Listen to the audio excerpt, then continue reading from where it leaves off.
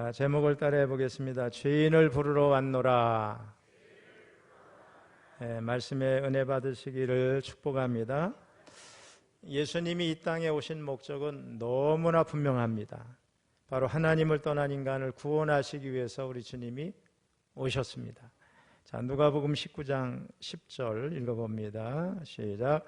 인자가 온 것은 잃어버린 자를 찾아 구원하려 함이니라. 주님은 이를 위해서 이 세상에 오셨고 공생애를 시작하셨고, 공생애를 시작하신 직후에 제일 먼저 하신 일이 제자를 부르신 일인데, 갈릴리 해변에 이렇게 지나가시다가 어부였던 베드로와 안드레 형제입니다. 두 사람을 부르고 곧 이어서 야고보와 요한 형제를 제자로 부르셨어요. 네 사람을 제일 먼저 불렀습니다. 자, 그리고 오늘 본문에 보면 본문도 역시 세리 레위라고 하는 사람을 제자로 부르시는 장면인데, 예수님께서 다시 갈릴리 바닷가에 나가셨다, 이런 말씀으로 본문이 시작이 됩니다. 13절 읽어봅니다. 시작. 예수께서 다시 바닷가에 나가심에 큰 무리가 나왔거늘 예수께서 그들을 가르치시니라. 여러분, 당시 갈릴리 바닷가 주변에 사는 상당수 사람들의 생업은 고기 잡는 일을 했던 것으로 생각이 됩니다. 요즘이야 먼 바다에 나가서 고기 잡는 일이 흔한 일이지만은 당시 고기잡이는 자기 살고 있는 지역에 있는 바다나 호수 근처에서 주로 하는 일이기 때문에 바다를 중심에 두고 있는 갈릴리 많은 사람들은 고기 잡는 일에 매진했을 것으로 그렇게 추측이 됩니다. 자, 우리는 대부분 바다를 생업의 현장이 아닌 쉼과 여가, 관광을 목적으로 방문을 합니다. 바다를 생각하면 늘 낭만적인 해변을 떠올리게 되는데, 적어도 2000년 전 갈릴리 어부들의 생업의 현장이었던 바다의 항구는 오늘날보다도 적어도 몇 배 이상 아주 더 코끝을 찌르는 냄새로 진동했을 거로 생각이 됩니다. 어쨌든 예수님은 온갖 역한 냄새가 진동하는 그들의 삶의 자리로 나아가셨습니다. 그랬더니 많은 사람들이 주님을 애워쌀 정도로 몰려들었고 주님이 그들을 가르치셨습니다. 자, 그런 다음에 예수님은 또 다른 냄새가 진동하는 삶의 현장으로 나아가셨는데, 바로 해변을 지나가시다가 부정한 돈 냄새가 풀풀 풍기는 세관의 한 세리에게 다가가셨습니다. 누구도 만나기를 꺼려 피하거나 숨을 수밖에 없는, 동족의 피땀을 착취하는 죄인 중에 죄인이라고 사람들이 여기는 레위라고 하는 사람 앞에 주님이 서셨어요.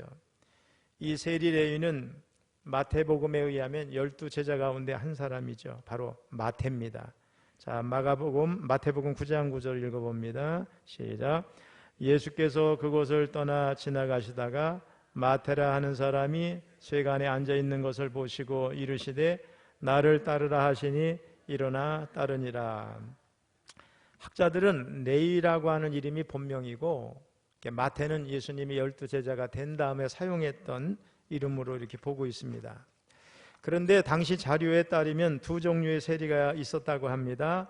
하나는 사람과 관계된 세금인데, 즉 다시 말하면 수입세, 인두세, 사람 머리수에 따라 매겨지는 세금이죠. 그것을 걷는 사람이고, 다른 하나는 다리나 국도나 운하 등을 통과하는 통관세를 걷는 자들입니다. 아마 후자가 더 수입이 좋았을 거로 생각이 됩니다. 그 이유는 세무 공무원 임의대로 이 통관세를 매길 수가 있었답니다. 자, 어쩌면 그런 이유로 레위는 사람들에게 미움을 많이 받았을지도 모르겠습니다. 더구나 그가 근무하는 가버나움은 오늘날 요르단 지역이죠. 이제 예수님 당시엔 데가볼리라 해서 10개의 도시가 있는 지역. 오른쪽에서 저 위쪽으로 갈릴리 쪽으로 또 그 남쪽 유다 쪽으로 가려면 이 반드시 통과해야 되는 것이 가버나움, 이 지역이었어요. 그러니까 한마디로 여기 세리는 목 좋은 곳에 근무하던 그런 공무원이었다 생각하면 되겠습니다. 자, 이런 그가 예수님의 나를 따르라 이 한마디에 순종을 합니다. 쉽지 않은 결정이었을 겁니다. 왜냐하면 세리직이 무슨 어부처럼 그만뒀다가 또 갈 수 있는 게 아니고, 한번 그만두면 복직이 어렵지 않습니까? 또 여리고 세리장 삭개오처럼 가정을 가지고 있는 사람이기 때문에 안정된 이 직업을 버리면 가정 경제가 위험하잖아요. 더군다나 그는 헤롯 안디바에 의해서 임명된 공무원입니다. 보복을 당할 수도 있습니다. 하지만 그는 즉시 주님을 따릅니다. 주님의 음성을 어떤 거역할 수 없는 신적인 것으로 받아들였을 수도 있고 또 다른 사연도 있었기 때문으로 봅니다. 바로 그의 정체성 때문인데 이 사람은 레이지파 사람입니다. 제사장 신분입니다. 그러니까 그가 뭐랄까요? 제사장 신분인데 민족의 배반자 역할을 지금 하고 있으니까 그 수치를 벗어날 수 있는 많은 사람들에게 인기 있는 예수님의 제자가 되는 것은 새로운 기회입니다.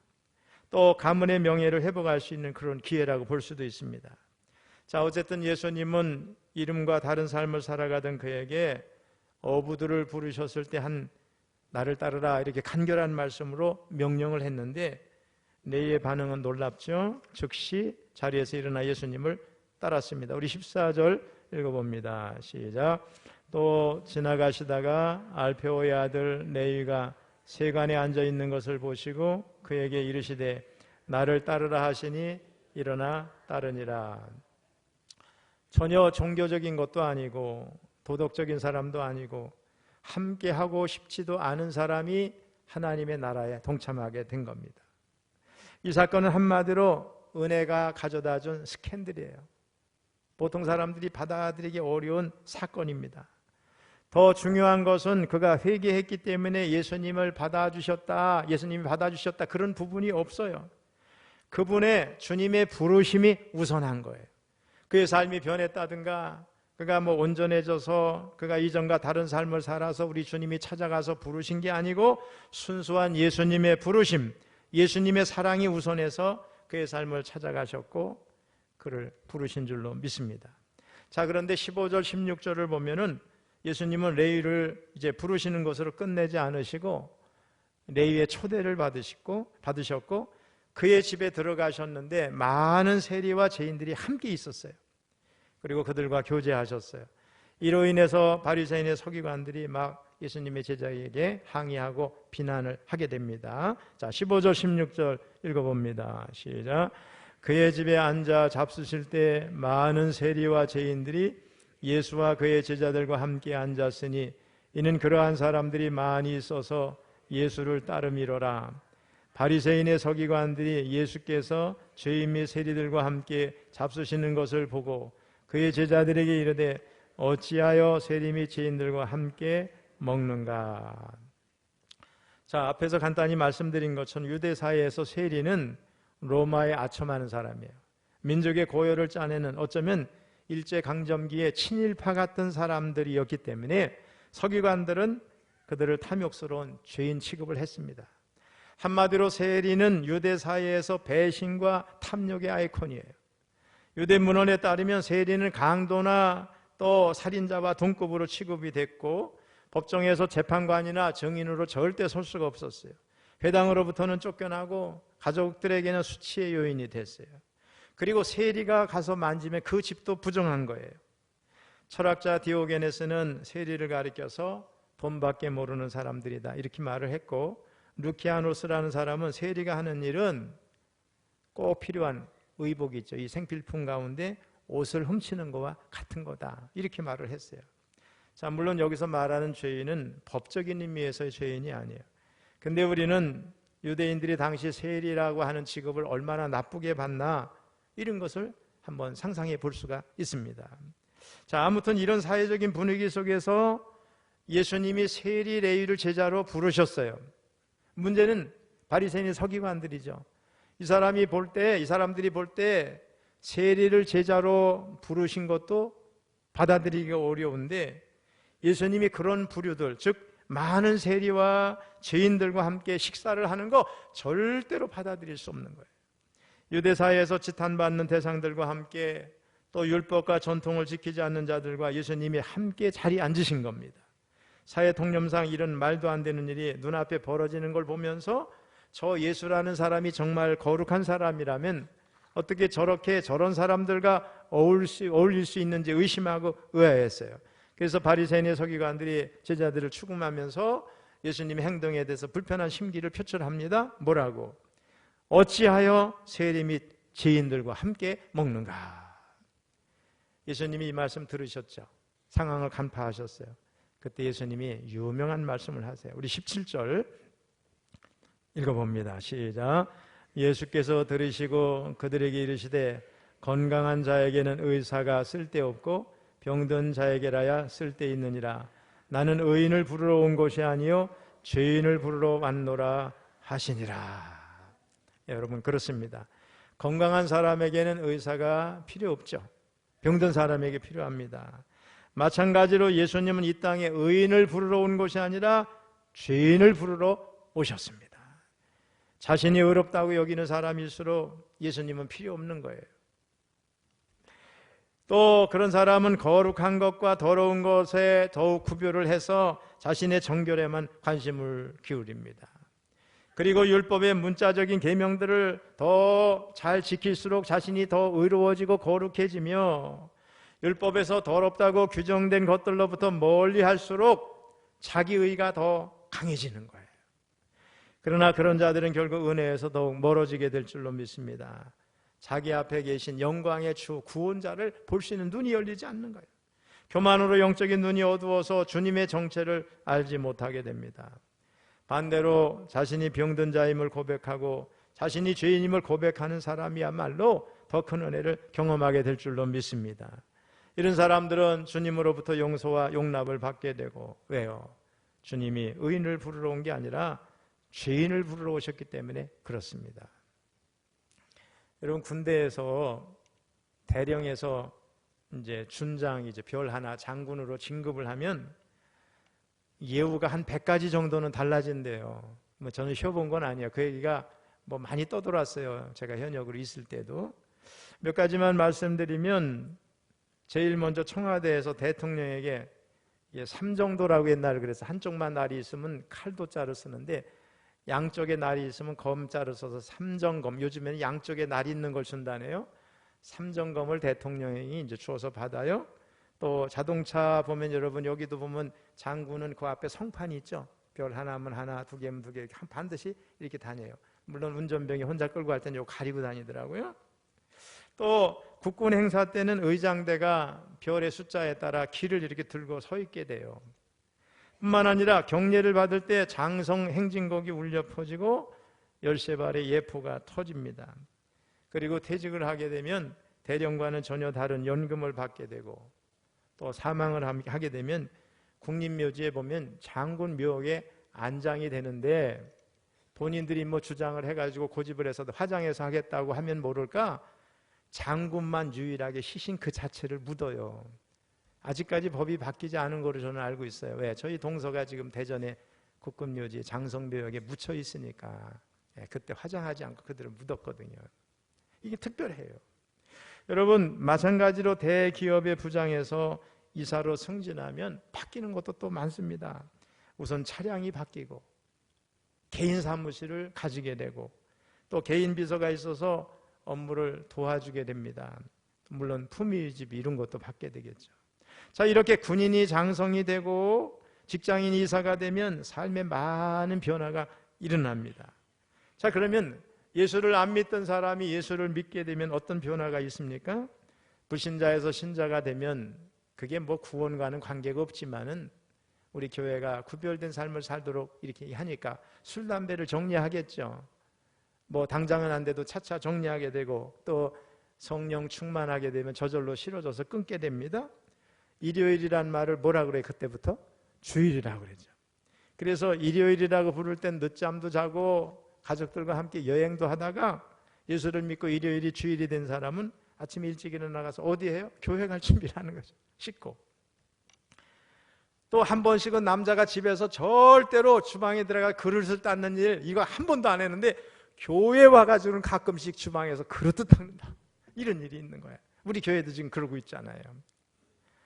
여러분, 군에서 장성이 되고 회사에서 이사가 되는 것과 좀 많이 다르죠.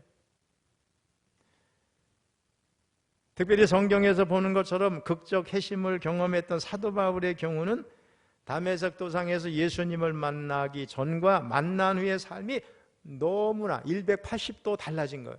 교회를 무너뜨리고 예수 믿는 사람 잡아 가두고 막 이렇게 하기 위해서 잡으러 가다가 부활하신 주님을 만나가지고 꼬꾸러졌잖아요. 눈이 멀었잖아요. 주님의 음성을 듣고 주님이 말한 대로 아나니아라는 사람을 보내서 안수받고 눈이 떠지고 나서 새 사람이 됐어요. 완전히 달라진 사람이 됐어요. 그가 예수를 만나기 전에 자기를 소개하는 내용이 빌립보서 3장 5절로 6절인데 한번 읽어보겠습니다. 시작. 나는 8일 만에 할례를 받고 이스라엘 족속이요 베냐민 지파요 히브리인 중에 히브리인이요 율법으로는 바리새인이요 열심으로는 교회를 박해하고 율법의 의로는 흠이 없는 자라. 여기서 히브리인 중에 히브리인이라고 하는 말은 생활 양식과 기질면에서 이스라엘이 전통적으로 지키는 모든 관습 문화 이거 철저히 지키는 사람이었다는 거예요. 그리고 바리새인이라는 말은 유대교의 전통에 난 누구보다도 열심히 있는 삶을 살았다, 율법대로 살았다 이런 거예요. 그래서 히브리인이라는 사실의 자긍심을 가지고 또 바리새인으로 열심히 유대 전통을 지켰던 바울이 율법의 의로는 흠이 없는 자다 이렇게 말을 하는데, 유대 율법주의자였던 그가 뭐라고 말하는 거냐? 나는 의인이다 이렇게 선언하는 거예요. 예수 믿기 전에 나 같은 사람 나와봐라. 나는 정통 유대인이다, 정통 히브리인이다, 율법을 철저히 지켰다, 흠이 없다, 나는 완벽한 사람이다, 나는 의인이다 이렇게 선언을 한 거예요. 근데 그가 예수님을 믿고 변화된 뒤에 어떻게 고백하는지 우리 디모데전서 1장 12절로 15절 한번 읽어보겠습니다. 시작. 나를 능하게 하신 그리스도 예수 우리 주께 내가 감사함은 나를 충성되이 여겨 내게 직분을 맡기심이니 내가 전에는 비방자요 박해자요 폭행자였으나 도리어 긍휼을 입은 것은 내가 믿지 아니할 때 알지 못하고 행하였음이라. 우리 주의 은혜가 그리스도 예수 안에 있는 믿음과 사랑과 함께 넘치도록 풍성하였도다. 15절. 믿보다 모든 사람이 받을 만한 이 말이요 그리스도 예수께서 죄인을 구원하시려고 세상에 임하셨다 하였도다. 그 다음에 중요해요. 죄인 중에 내가 괴순이라. 이것이 예수님을 믿고 변화받은 다음에 자신을 고백했던 바울의 모습입니다. 예수를 믿기 전에 바울은 히브리인 중에 히브리인이라는 자긍심이 있었습니다. 바리새인으로 율법을 열심히 지켰기 때문에 나는 의로운 사람이다, 자기의가 하늘을 찔렀어요. 그런데 예수님을 믿고 난 바울은 자신이 내가 죄인 중에 괴수다 이렇게 고백을 합니다. 이것이 죄인으로 주님의 은혜를 입은 후 기독교 2000년의 역사 가운데 가장 위대한 복음 전도자였던 사도 바울이 자신을 고백한 내용입니다. 여러분, 기독교는 한마디로 자신이 죄인임을 고백하는 자들의 종교입니다. 하지만 기독교 역사를 보면 타락의 때는 언제나 의인만 있지 죄인이 없었어요. 우리는 분명히 알아야 되겠습니다. 종교 생활에 빠져 스스로 의롭게 생각하는 자들만 가득할 때 교회는 무겁고 어두운 침체만이 있었습니다. 그러나 감당할 수 없는 죄로 인해 절망하는 자들의 눈물과 애통의 눈물이 있을 때 그 교회는 살아 있었습니다. 여러분, 그 죄인들의 눈물과 애통 속에 예수님이 계시기 때문에 그렇습니다. 지금은 우리가 여기 기도하다가 예배드리다 막 통곡을 해도 주변 사람들이 모르지만은, 그죠? 옛날에 우리 다 시골 교회나 웬만한 교회는 다 창문이 뭐 그렇잖아요. 다 들리잖아요. 예배 드리는 소리, 새벽 기도하는 소리가 주변 동네 다 사람들이 다 들려. 근데 저는 뭐 교회는 왜 사람들이 가서 예배만 드리면 저렇게 울고 징징 짜는가 그랬잖아요. 여러분, 아무리 내가 최고다, 내가 의인이다, 잘못한 거 없이 살았다 이런 사람도 벌써 은혜를 받으면 내가 죄인이라는 걸 깨닫게 되니까 우는 거야. 기독교는 우는 자들의 종교예요. 하나님, 제가 죄인입니다. 살아오면서 너무 많은 죄를 지었습니다. 울고 울어도 또 눈물이 나고 또 눈물이 나고, 예수님 십자가에 못 박히는 모습 영화만 봐도만 눈물이 줄줄줄줄 흐르고, 어떻게 돼요? 십자가 달려있는 시골 지나가다 교회만 보면 마음이 짠하고, 이게 예수 믿는 사람인 거예요.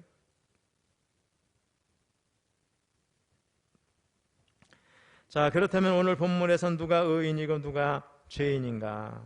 바리새인들은 자신들이 의인이고 세리는 죄인이라고 생각했을지 모르겠습니다. 아닙니다. 모두가 죄인입니다.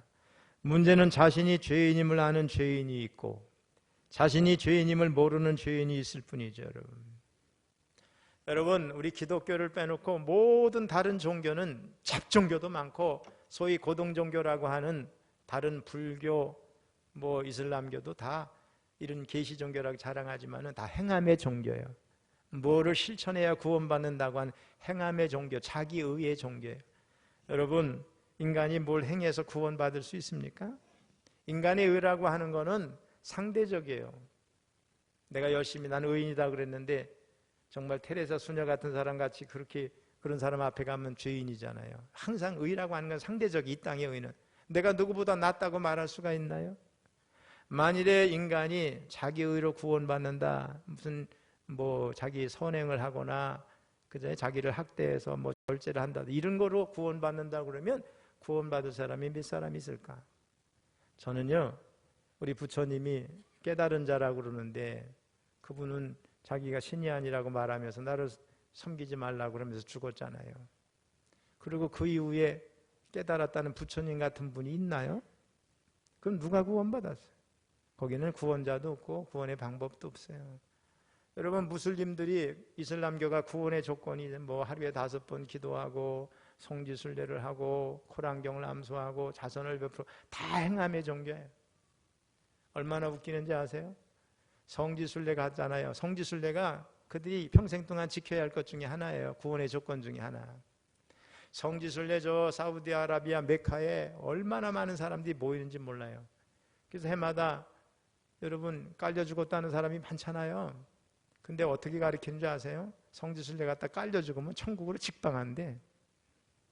이게 무슬림들이 아는 신관이에요. 구원관이에요. 정말 엉터리죠, 여러분. 여러분, 우리가 의롭습니까? 속을 들여다보면 우리 누구나 다 부끄럽잖아요. 내 의로 구원받을 사람이 어디 있어요? 우리는 주님의 은혜로 구원받았습니다. 주님을 만난 사람은 자기 죄를 보고 자기가 얼마나 악한 자는 걸 그때 깨닫고 눈물을 흘리는 거예요. 죄인임을 모르는 이유, 한마디로 자신들이 해왔던 경건, 자기 의를 세웠던 거, 나는 남도 이렇게 도왔어, 뭘 어떻게 했어, 삼보일배를 했어, 잠을 안 자며 참선을 했어. 성철스님은 이쑤시개 하나를 30년 썼다며요? 모르겠어. 앉아서 잠도 안 자고 10년 동안 뭘 했대. 근데 그분은 마지막에 그랬잖아요. 내 죄가 불교의 상상의 산이죠. 수미산보다 더 높다. 나는 지옥에 간다. 마지막 한 말이잖아요. 부인할 수 없잖아요. 거기 구원관이 어디 있어요? 여러분, 자기 의로 구원받을 수 없어요. 우리는 은혜의 종교, 죄인을 부르러 이 땅에 오신 주님 앞에 설 때 거울 앞에 선 것처럼 내가 보이고 나는 죄인이라는 걸 알게 되는 줄로 믿습니다. 사랑하는 성도 여러분, 우리 주님의 부르심은 인간의 의로움이나 능력이 아닌 하나님의 주권적 은혜의 기초에서 이루어집니다. 특별히 주님의 부르심은 신분적인 차별이 없어요. 남녀노소, 빈부, 이천, 권력을 가진 사람, 못 가진 사람이나 많이 배운 사람이나 적게 배운 사람이나 많은 재산을 가진 사람이나 적게 가진 사람이나 차별이 없어요. 본문에서 예수님은 죄인으로만 여겼던 세리 레위를 제자로 부르십니다. 그러자 레위는 예수님 일행과 세리 및 죄인들을 초청해 자신의 집에서 큰 잔치를 베풀었어요. 오늘 본문과 누가복음이 달라요. 예수님이 그 집에 들어가신 게 아니라 잔치를 베풀었다는 걸 알 수 있어요. 누가복음 5장 29절 읽어봅니다. 시작. 레위가 예수를 위하여 자기 집에서 큰 잔치를 하니 세리와 다른 사람이 많이 함께 앉아 있는지라. 이 잔치는 세리직을 떠나는 결별식이자 예수님의 제자가 되었음을 선언하는 자리였습니다. 근데 서기관들은 예수님이 세리 및 죄인들과 식탁 교제를 하는 것이 못마땅했어요. 그래서 어찌하여 세리 및 죄인들과 함께 먹는가? 오늘 16절에 비난을 합니다. 그러자 예수님은 병든 자에게 의인이 필요하듯 자신은 영원히 병든 죄인을 위해서 영적 의사로서 이 땅에 오셨다고 말씀하십니다. 그렇습니다. 우리 주님은 죄인의 구주가 되시는 줄로 믿습니다. 그리고 주님이 부르실 수 없을 만큼 큰 죄인은 이 세상에 아무도 없어요. 전에 우리 사회를 떠들썩게 했던 막가파 이런 사람들 있잖아요. 다 사형받았지만 그 중에 예수를 믿는 사람들이 생기잖아요. 사형수 중에 예수 믿고 죽은 사람이 얼마나 많아요. 근데 죽음이 달라요. 내가 진정 예수님을 만났으면 이런 짓을 안 했을 텐데, 그러면 찬송을 부르고 성경을 읽고 다른 사람에게 복음을 전하고 눈물로 마지막에 사형장에 가면서 형제들아 우리 천국에서 만납시다 이렇게 가는 거예요. 예수를 만난 사람이 다른 거잖아요. 흉악한 죄인도 살인자도 예수를 믿으면 구원을 받습니다. 예수님이 십자가에 달리셨을 때 좌우에 강도가 두 사람이 있는데 한 사람은 주님을 조롱하죠. 자기도 하나 구원받지 못하는, 구원시키지 못하는 게 무슨 구준가. 근데 그 중에 한 사람은 뭐라 그래요? 예수여, 당신의 나라에 임하실 때 나를 기억하소서. 마지막 순간에 흉악한 죄인일지라도 구원받았습니다. 구원받지 못할 만큼 큰 죄가 없어요. 그 죄인이 없어요. 누구나 구원받을 수 있는 줄로 믿습니다, 여러분. 그래서 우리 성도들은 죄는 경계해야 돼요. 근데 죄인은 긍휼히 여겨야 됩니다. 아울러 사람들은 어떤 카테고리를 묶어서 이렇게 차별하는 사람이 많은데 그래서는 안 될 줄로 믿습니다. 어떤 부류에게도 복음이 필요해요. 복음을 받아들이고 받아들이지 않고는 그 사람이 할 일이지만은 복음은 누구에게나 필요하기 때문에 누구에게나 전해져야 돼요. 그 누구에게나 예수님은 구세주와 주님이 되시기를 원하시기 때문인 줄로 믿습니다. 우리 철원교회 성도들은 죄인을 부르신 주님 앞에 나온 사람들이에요. 그래서 구원받았고 이 죄인을 부르신 주님 앞에 아직도 자기 위에 사로잡힌 자에게 복음을 전해서 주님 앞에 나와 구원받도록 복음 전도자가 되어야 될 줄로 믿습니다. 그런 삶을 다 사시기를 주님의 이름으로 축원합니다.